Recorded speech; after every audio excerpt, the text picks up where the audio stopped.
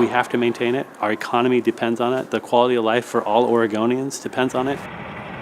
It's critical to all of us, whether we drive a car or not.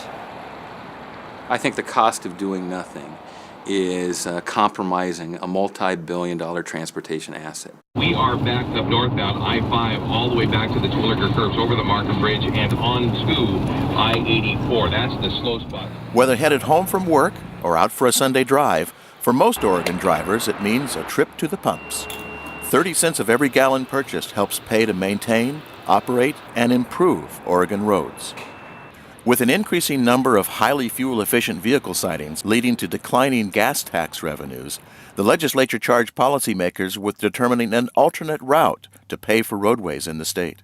Without a sustainable revenue flow, the ability to plan, to preserve and maintain that asset as well as strategically grow it, I think will be compromised. Relying on volunteer participants, the Road Usage Charge Pilot Program was created as a way of testing a replacement for the state gas tax. A usage charge would apply only to drivers of vehicles that get 55 miles per gallon or higher, and only to those that drive 2015 or later models. The charge would be based on the number of miles traveled. You just pay for your road use in a different fashion. If you drive a lot of miles, you'll pay a certain amount. If you drive fewer miles, you pay less. In the pilot program, mileage was reported by a small device that plugged into the car's computer system. Other measurement options may become available in the future. It was pretty much of a non-event, quite frankly, because it's very non-invasive. Miles driven were transmitted to an open system, a private third-party vendor that reported the information and managed the paperwork and billing.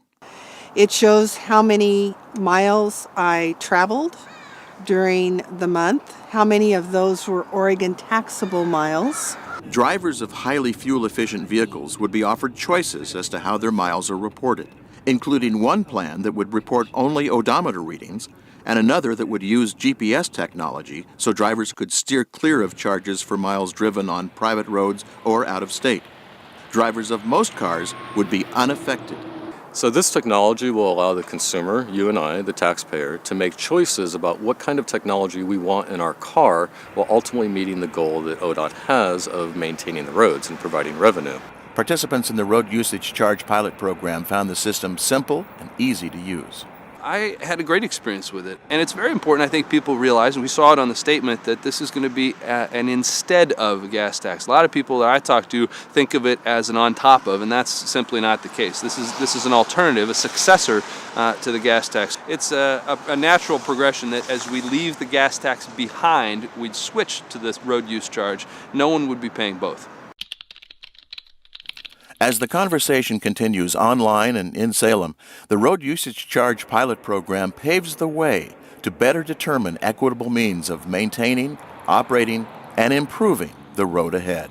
I think there is little question that a healthy transportation system equates to a more healthy economic state of being for the nation.